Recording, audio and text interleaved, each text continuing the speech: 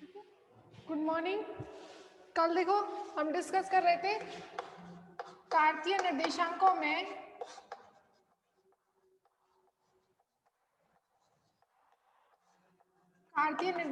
में सदिश क्षेत्र के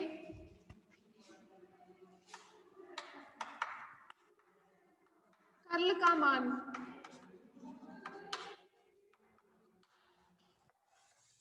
ठीक है, तो डेरिवेशन चल रहा था अपना।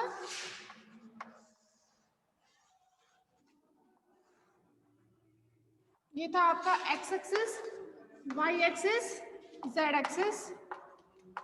ये पॉइंट P था। इस पॉइंट P पर सदिश क्षेत्र था आपका AX दिशा में AX, AY दिशा में AY और AZ दिशा में AZ।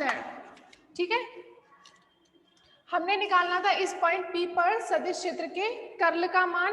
इसके लिए हमने क्या किया, एक XY तल में क्षेत्रफल अल्पांश लिया था। XY तल में एक क्षेत्रफल अल्पांश लिया था। Y एक्सिस पर ये थी dy और x एक्सिस पर ये था आपका dx। ठीक है, इसकी दिशा ली थी हमने, सदिश कर्ल ऑफ ए वेक्टर की दिशा ली थी इस तरीके से वामावर्त। अब हमने क्या करना था, इसको लिया था हमने क्षेत्रफल अल्पांश KLMN। ठीक है, तो KLMN पथ के अंदिश सदिश क्षेत्र का रेखा समाकलन जो था वो क्या था आपका A डॉट DL। वो किसके इक्वल था, K से L तक रेखा समाकलन प्लस L से M तक रेखा समाकलन प्लस M से N तक रेखा समाकलन और N से K तक रेखा समाकलन। 4 समीकरण आई थी। ये था आपका K से L A dot DL plus L से M A dot DL plus M से N A dot DL plus N से K A डॉट DL। ठीक है, तो हमारा जो K से L था उसका मान क्या था, K से L तक का रेखा समाकलन जो निकाला था उसमें क्या था, सदिश क्षेत्र का मान, सदिश क्षेत्र के घटक का मान निकालना था KX KL पर, और KL अल्पांश की लंबाई कितनी थी dx। ठीक है, तो इसका मान कितना आया था, कल समीकरण लिखवाई थी, KL पथ के अंदिश सदिश का घटक AX minus delta AX over delta Y dy/2। ठीक है, ये तो था आपके सदिश घटक का मान KL पथ पर, और KL पथ की लंबाई DL कितनी है यहाँ पर dx है। ठीक है, तो dx का मल्टीप्लाई किया। अब देखिए यहाँ पर A vector dot DL vector है, इसका मतलब A वेक्टर का परिमाण प्लस DL वेक्टर का परिमाण और दोनों के बीच का एंगल। ठीक है, तो A वेक्टर आपने घटक लिख दिया, इतना था आपका, क्योंकि ये माइनस dy/2 दूरी पर था, ये कल आपको बता चुके हैं, दोबारा नहीं बताएंगे। तो ये आपका घटक का मान आया था DL अल्पांश का dx दिशा में। अब ये क्या है, हमने x दिशा में लिया है, dx भी इस दिशा में है और सदिश की दिशा भी इसी दिशा में है, तो थीटा का मान क्या हो जाएगा, यहाँ पर A वेक्टर का घटक की दिशा किसमें है, इस दिशा में है, और dx हमने x दिशा में लिया है ये, तो इन दोनों के बीच का एंगल कितना है, 0 है। यहाँ पर थीटा कितना है, 0 इस घटक में, और इस अल्पांश लंबाई में कितना एंगल है, थीटा 0 है। तो इसका A वेक्टर का परिमाण DL वेक्टर, यहाँ पर dx वेक्टर का परिमाण dx, दोनों के बीच में एंगल कितना होगा, cos थीटा, डॉट प्रोडक्ट है ये, तो cos थीटा इक्वल्स टू कितना आ जाएगा, फिर थीटा 0 है तो cos 0 की वैल्यू कितनी होती है, 1 होती है। ठीक है, चूंकि थीटा इक्वल्स टू 0। अब दूसरा हमने क्या लिया था, अब हमने ये KL पथ के लिए ले लिया, अब लिखते हैं हम MN पथ के लिए। MN पथ के लिए A डॉट DL निकालने के लिए क्या करना था, mn पथ की अंदिश सदिश क्षेत्र ए वेक्टर के घटक का मान कितना था, mn पथ की अंदिश, इस पथ की अंदिश लिया था तो ये कितनी दूरी थी, -dy/2 दूरी, और इस पथ की अंदिश लेंगे तो ये कितनी दूरी हो जाएगी, +dy/2, क्योंकि y एक्सिस पर ऊपर क्या लेंगे, +dy/2 और नीचे क्या था, -dy/2, तो ये जो -dy/2 है इसकी जगह पर क्या आ जाएगा, +dy/2, तो क्या लिखेंगे, ax plus delta ax over delta y plus के dy/2, यहाँ था माइनस के dy/2। अब देखिए dl वेक्टर क्या है, यहाँ पर विस्थापन अल्पांश या रेखा अल्पांश mn की लंबाई, mn की लंबाई भी कितनी होगी, dx ही होगी, क्योंकि जब kl dx के बराबर है तो mn भी कितना होगा, dx के बराबर होगा। पर देखो यहाँ पर सदिश के घटक की दिशा इस दिशा में है और dx हमने किस दिशा में लिया है, dx वेक्टर हमने किस दिशा में लिया है आपका, इस दिशा में, x दिशा में, तो ये dx वेक्टर की दिशा इस दिशा में है और सदिश की दिशा इसमें है, तो यहाँ पर थीटा इक्वल्स टू कितना हो जाएगा, 180 डिग्री। ठीक है, तो यहाँ पर चूंकि क्या है, थीटा कितना है आपका 180 डिग्री, ए वेक्टर और डीएल वेक्टर के बीच में जो थीटा है mn पथ के लिए वो कितना है आपका 180 डिग्री, तो यहाँ पर cos 180 डिग्री कितना हो जाएगा, -1। ठीक है, तो ये हो जाएगा आपका माइनस के dx। ये चीज समझ में आई आपको। अब इसी प्रकार आपने किस पथ के लिए लिया था, LM पथ के लिए, LM पथ के लिए हम जब लिखेंगे LM पथ के लिए A डॉट DL क्या होगा, LM पथ के लिए सदिश A वेक्टर के घटक का मान और LM पथ की लंबाई और इन दोनों के बीच का कोण। अब देखो हमने इस पथ के लिए सदिश के घटक का मान क्या आया था, कल ये बताया था आपको, AY कितनी दूरी पर है, ये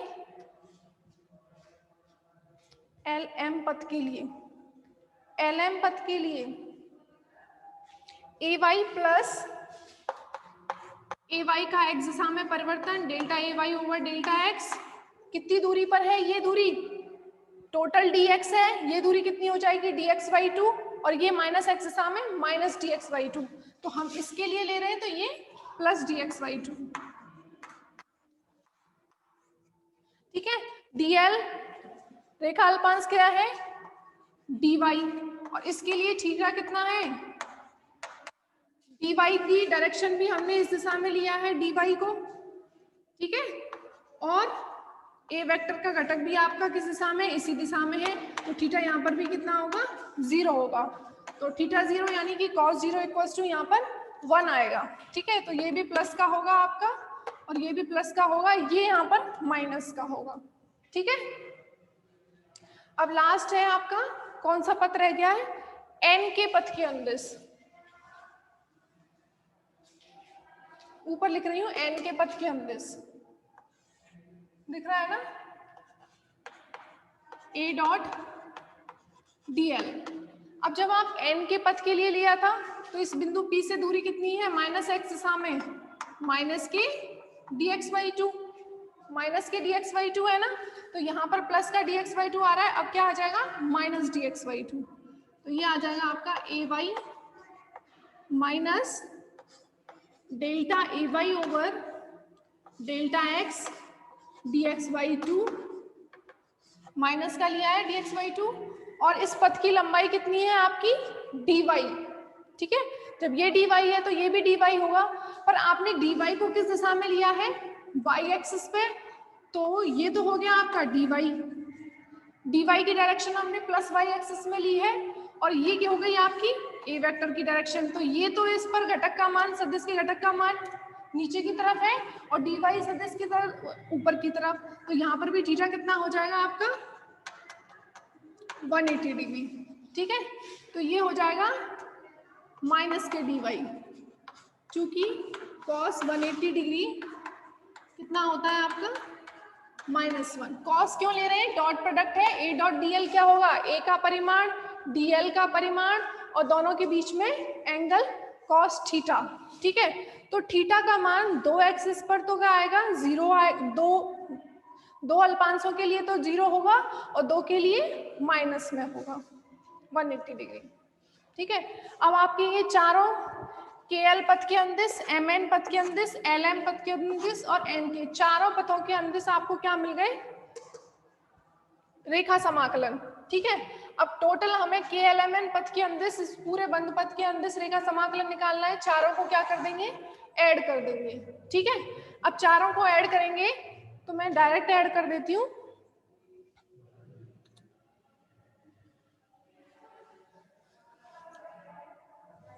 यहीं से कर दो ऐड। ठीक है, KLMNA.DL ये लिख लिया आपने। इक्वल्स टू क्या हो गया? ये KL पथ के अंदिश हो गया, ये LM पथ के अंदिश हो गया प्लस, और ये NM पथ के अंदिश, और ये 4th नंबर का। अब देखो इन चारों में क्या कैंसिल हो रहा है ऐड करने पर? इस माइनस dx को मैं ना आगे लिख रही हूँ, यहाँ से हटा के यहाँ लिख देती हूँ।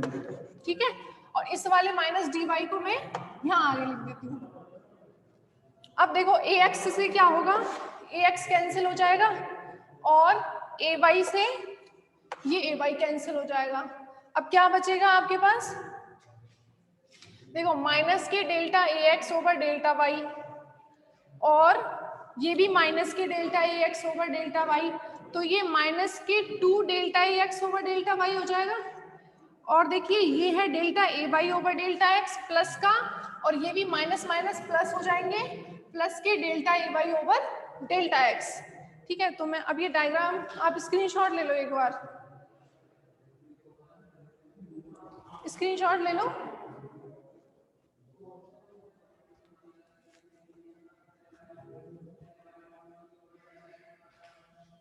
अब मैं ये डायग्राम मिटा रही हूँ।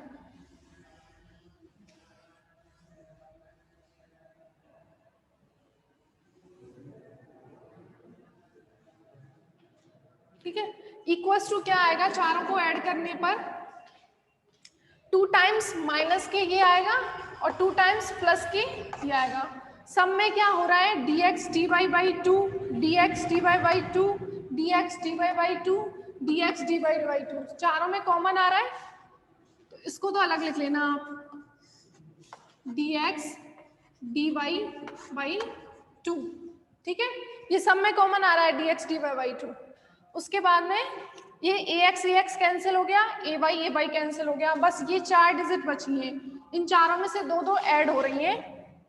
क्या हो रहा है? Delta ay over delta x minus delta ax over delta y, तो ये 2 टाइम्स। तो चारों को सॉल्व करो, देखो क्या आ रहा है?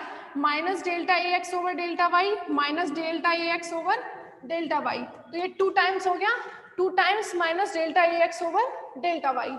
और क्या हो रहा है? प्लस के delta ay over delta x, और ये भी minus minus plus delta ay over delta x 2 times, तो 2 times delta ay over delta x। ठीक है, तो आपको चारों को ऐड करने के बाद ओनली ये टर्म आ जाएगी। तो मैं ये रफ कर रही हूँ।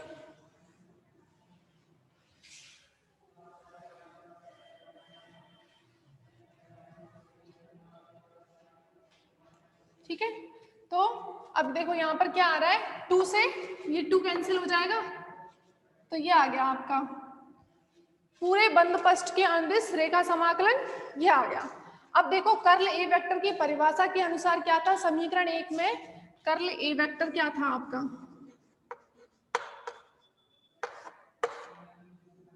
कर्ल ए वेक्टर क्या था आपका? Limit dA tends to 0 1 by dA और बंद पृष्ठ का रेखा समाकलन, बंद वक्र C यहाँ पर कर्व है, बंद वक्र का रेखा समाकलन। ठीक है, अब यहाँ पर बंद वक्र क्या है आपका? KLMN हमने जो लिया है, तो अब इस फॉर्मूले में आप उसका वैल्यू रख सकते हैं, या फिर ऐसे लिख दूं मैं इसको, बंद वक्र को KLMN। और DA क्या था? क्षेत्रफल अल्पांश, तो उस आयत का क्षेत्रफल क्या होगा? dx into dy। X axis पर आपने लिया था dx, y एक्सिस पर dy, तो क्षेत्रफल अल्पांश क्या हो जाएगा? dx into dy। तो समीकरण आपके 3 से आपने 4, 5, 6 में मान रखा था, ये हो गई आपकी समीकरण नंबर 7। समीकरण 7 से मान रखने पर मान रखने पर कर्ल ऑफ ए वेक्टर आपका कितना आ जाएगा, limit d A tends to 0 1 by d A कितना हो गया, d x into D y क्षेत्रफल 1 बाई डी ए। अब उसके बाद इसका मान रख दो के L M N A dot D L, इसका मान कितना है, delta A Y over delta X minus delta A X over delta Y D x into D Y, और 2 से 2 कैंसिल हो गया, तो डी एक्स डी वाई से ये D X D Y cancel हो जाएगा। तो कर्ल ऑफ ए वेक्टर का मान कितना आ गया आपका, delta A Y over delta X minus delta A X over delta Y. अब आपको मैंने बताया था कर्ल ए वेक्टर की एक सदिश राशि होती है कर्ल ऑफ ए वेक्टर, तो इसका एकांक सदिश किस दिशा में होगा, तो आपको बताया था कि जिस बिंदु पर हम सदिश क्षेत्र का कर्ल निकालते हैं उस पर क्या करते हैं, हम एक क्षेत्रफल अल्पांश की कल्पना करते हैं। अब जिस तल में हम वो क्षेत्रफल अल्पांश लेते हैं, कर्ल ए वेक्टर की दिशा उस तल के लंबवत होती है। तो हमने क्षेत्रफल अल्पांश कौन से तल में लिया था, एक्स वाई तल में। तो एक्स वाई तल में जब क्षेत्रफल अल्पांश लेंगे तो उसके तल के किसी भी बिंदु पर सदिश क्षेत्र का कर्ल की दिशा क्या होगी, एक्स वाई तल के लंबवत यानी कि जेड कैप। तो कर्ल ए वेक्टर के अंदिश एकांक सदिश क्या होगा, जेड कैप। ठीक है, तो ये आ गया आपका जेड कैप। तो ये कर्ल ए वेक्टर का कौन सा घटक है, जेड घटक है। ठीक है, एक बार स्क्रीनशॉट ले लो इसका।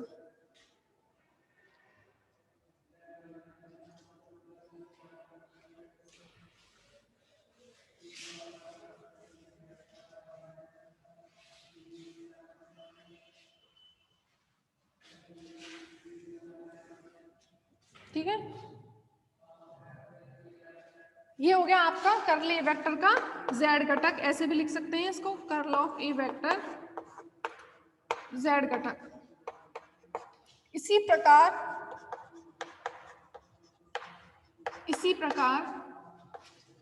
यदि क्षेत्रफल अल्पांश हमने जो एक्स वाई अक्ष में एक्स वाई तल में लिया था, इसी प्रकार हम क्षेत्रफल अल्पांश को लेते हैं वाई जेड या जेड एक्स तल में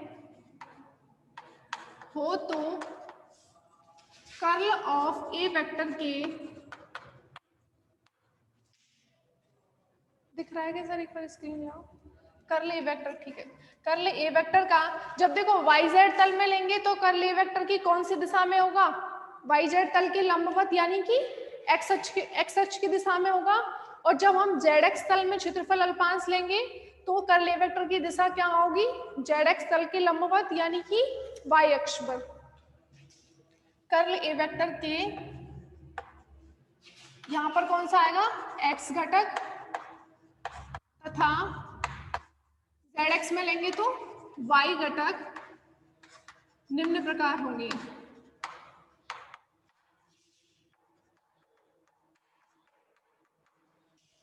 ठीक है, तो क्या होगा, एक चौक नहीं है दूसरी,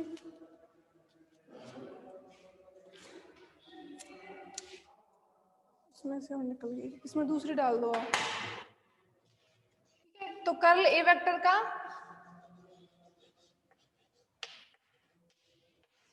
एक्स घटक लेंगे तो एक्स घटक क्या आएगा, जैसे ये आ रहा है आपका डेल्टा, जब आपने जेड घटक ले रहे हैं तो क्या आ रहा है, ए वाई और ए एक्स आ रहा है। ठीक है, ए वाई और ए एक्स आ रहा है। अब हम जब एक्स घटक लेंगे तो क्या आएगा, वाई और जेड आएंगे। एक्स घटक लेंगे तो वाई और जेड आएंगे, ये आएगा आपका डेल्टा। इसी प्रकार करके लिख सकते हैं, delta A Z over delta Y minus delta A Y over delta X. ठीक है, इसी के अनुसार लिखा है, इसी प्रकार करके। तो कर्ल ऑफ ए वेक्टर का वाई घटक क्या हो जाएगा, वाई घटक लेंगे तो क्या आएगा, एक्स और जेड कंपोनेंट आएंगे। एक्स और जेड कंपोनेंट क्या होंगे, delta A X over delta Z minus Y component ले रहे हैं तो एक्स और Z, delta A Z over delta X. ठीक है, तो ये आ गया आप कर्ल ए वेक्टर का z घटक, ये x घटक और ये y घटक। तो curl of A vector equals to क्या हो जाएगा, अतः कर्ल ऑफ ए वेक्टर क्या हो जाएगा आपका, कर्ल ऑफ ए वेक्टर का x घटक और x घटक के अंदर एकांक सदिश क्या होता है आपका I cap, plus curl of A vector का y घटक और y घटक के अंदर YH के अंदर एकांक सदिश क्या होता है आपका j cap, plus curl of A vector का z घटक और ZH के अंदर एकांक सदिश क्या होता है आपका z कैप, k कैप लिख सकते हैं आप इसको, ZH के अंदर एकांक सदिश क्या होता है k कैप। तो कर्ल ऑफ ए वेक्टर का x घटक, कर्ल ऑफ ए वेक्टर का y घटक और z घटक तीनों के मान हम यहाँ पर रख देंगे। तो ये हो गई आपकी समीकरण नंबर, ये आपकी 8, 9, 10 और ये आपकी समीकरण नंबर 11। तो समीकरण 8, 9 और 10 से मान समीकरण 11 में रखने पर कर्ल ए वेक्टर का मान रखे मान, तो क्या होगा देखो, समीकरण 8, 9, 10 से मान समीकरण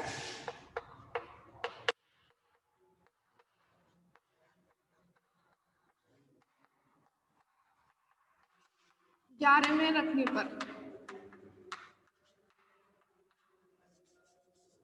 ठीक है। तो कर्ल ऑफ ए वेक्टर क्या आएगा आपका,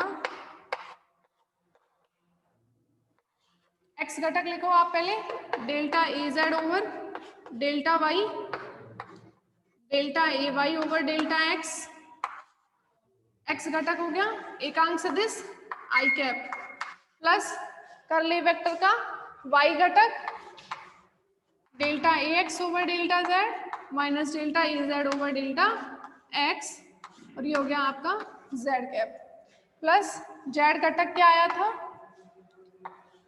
z घटक क्या आया था आपका delta A Y over delta X minus delta A X over delta Y, और इस दिशा में एकांक सदिश k कैप, ठीक है। अब आपकी जो ये समीकरण है 12, कर्ल ऑफ ए वेक्टर, इसको हम कोई दूसरे रूप में लिख सकते हैं क्या, देखो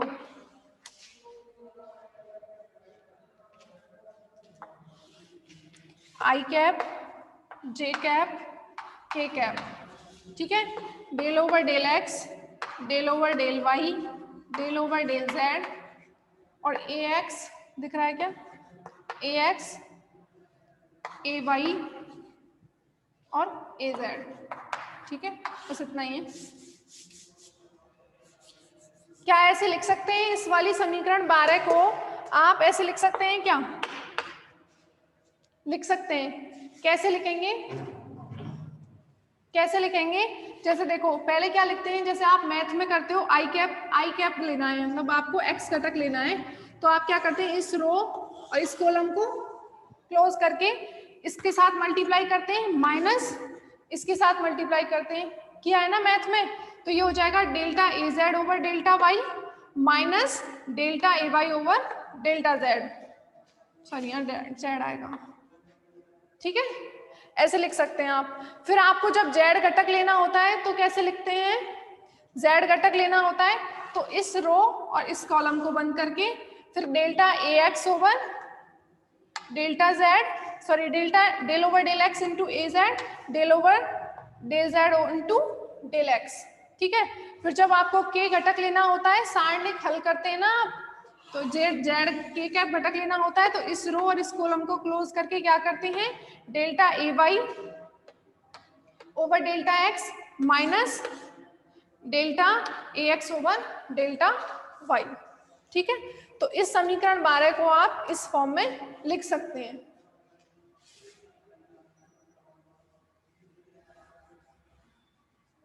ये आप स्क्रीनशॉट ले लो, ये हो गई इक्वेशन नंबर 13।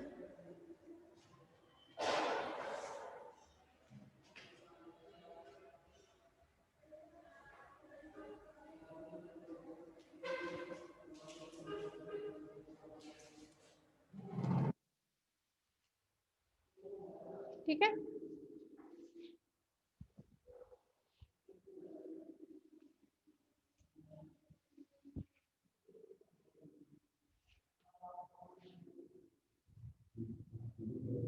कैसा?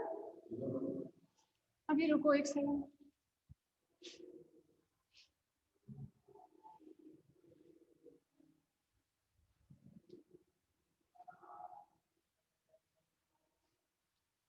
ठीक है, अब देखो इस कर्ल ए वेक्टर को आप कैसे लिख सकते हैं?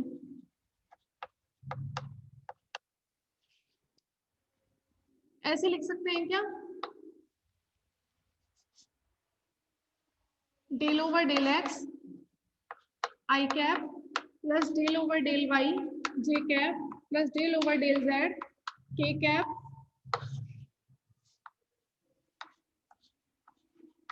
ए X I cap A Y J cap plus A Z K cap. चलो एक बार रिजॉइन कर लो पहले।